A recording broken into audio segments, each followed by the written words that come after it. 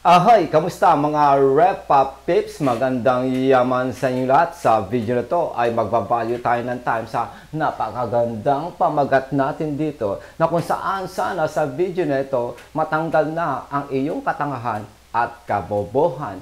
Ano nga ba differences ng stock market at ng Forex? Paano ba diskarte niyan? Geto lang yan, Repa Pips. Meron ka lang tatlong kategoring iisipin, isasalaksak mo sa kokote mong kamote. Una, price per share. Pangalawa, number of shares. Pangatlo, broker's fee, commission fee, aka consummation fee. Gets mo, Repa Pips? Pagdating naman sa Forex, tatlong bagay pa rin ang iisipin mo. Una, price per lot. Pangalawa naman, number of volume, aka unit, G-unit. At syempre, yung pangatlo, may tinatawag yung Forex na spread. Alam mo ba kung anong ibig sabihin ng spread? Ito ang ibig sabihin ng spread. Kukuha ka ng gardenia, tapos ilalagay mo tong ladies choice. Ito ang spread. Yung number 3. Gets mo na? So ngayon, get tong idea na. Yung price per share sa stock market ay parehas lang din sa may Forex. Price per share, price per lot. Ang ibig sabihin is the same shit. Gets mo na, tanga? Ngayon, yung number of share, yan yung bilang ng parte ng kumpanyang binibili mo. Na aka sa ibang terms and condition, yung bilang ng kumpanyang binibili mo ay equivalent into sa Forex number of volume o unit o number of share. Guess mo na, bugok. Ngayon, yung broker's fee, commission fee ay pinasosyal lang na salita sa Forex na spread. Spread. Ladies choice. Anak ng puta. Ano ba naman? Makakalawan, ladies choice, tsaka gardenia. Tangina, paubos na pamerienda ko. Sana i-guess na ang idea. Ngayon, ano ang difference talaga ng Forex and crypto? Ay, ng Forex crypto. Teka, masyadong akong advance, mga Repa Pips. Masyadong sobra yung aking pagbabalyo ng time. Napunta tayo ng crypto. Pero, huwag kang masyadong mabahala. Pupunta tayo dyan sa crypto, pero as of now, mag-stock muna tayo, tsaka mag-Forex, okay? Ano nga ba talaga differences? Bigyan ko kayo yung isa sa mga differences sa Philippine stock market. Sabihin na lang natin, meron kang 20,000 pesos na kapital. Bumili ka ng 1 peso and 50 cents a share.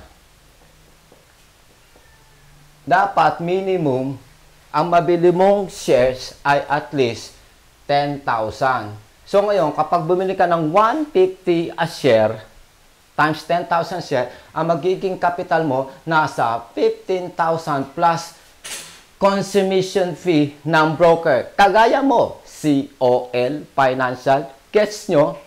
Ngayon, isipin mo, 25,000 ang kapital mo, pero para makabili ka minimum number of share, 10,000 share, it will cost your butthole ng 15,000 plus consummation fee.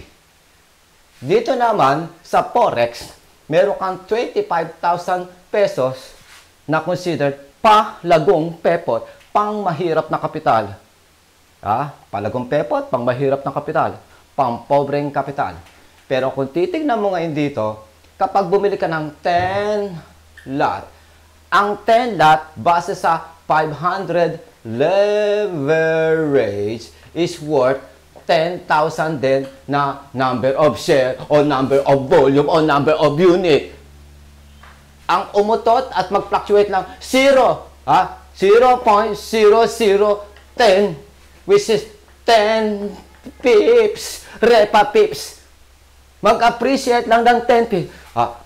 10 pips times 10,000 na volume o unit. $10 ang kita. Dito naman, pag umutot o nag-fluctuate ng 0.10 cents, 10 cents times 10,000 share, 1,000 pesos. Ganun yun. Dito, ang mahal mong binili yung 10,000 na volume o 10,000 na shares. Dito, mura mo nabili yung 10,000 na volume o yung share o yung lot size o blah blah blah. Mura mo lang nabili ito. Paano ngayon yun? Tingnan mo yung ilang video ko sa YouTube at sa Facebook kung paano ko kinakalculate yung 10 lot na worth 10,000 na volume na nakabase sa 500 leverage. Nai-guess yung ibig sabihin? So ngayon, dito sa stock market, ang mamuhunan ka ng worth like, saan na ba yun? Parang hindi yata ako nakapagpuhunan sa aking pambura.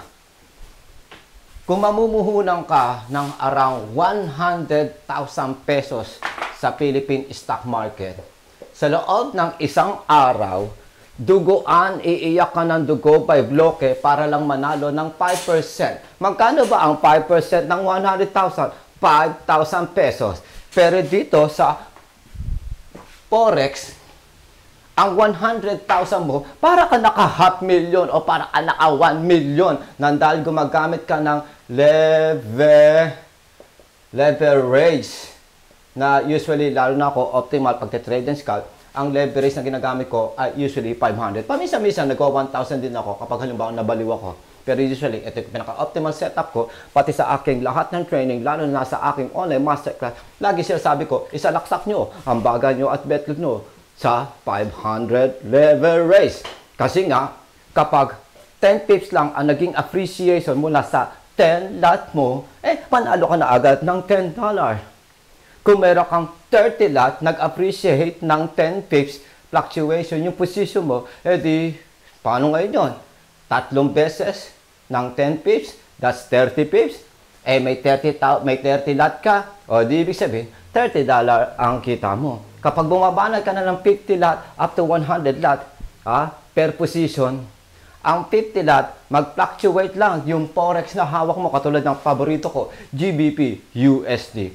Meron kang 50 lot, mag-fluctuate lamang ng 10 pips, panalo ka ng $50. At meron kang 100,000 na volume o 100 unit o 100 lot size. Ang 100 lot mo, kapag nag-appreciate ng around 0.0010 pips, panalo ka na agad ng $100. Hindi mo kinakailangan isubsob ang baga mo the whole fucking day para lang manalo ng $100 sa palagong pepot na kapital na around $100 kung tutusin. I-versus mo sa Philippine stock market, mamumuhunan ka pa ng pantindahan mong 1,000 pesos, ay may 100,000 pesos, samantalang dito, kahit kulangot na kapital sa Forex, may pag-asa. Guess nyo, mga Repa Pips,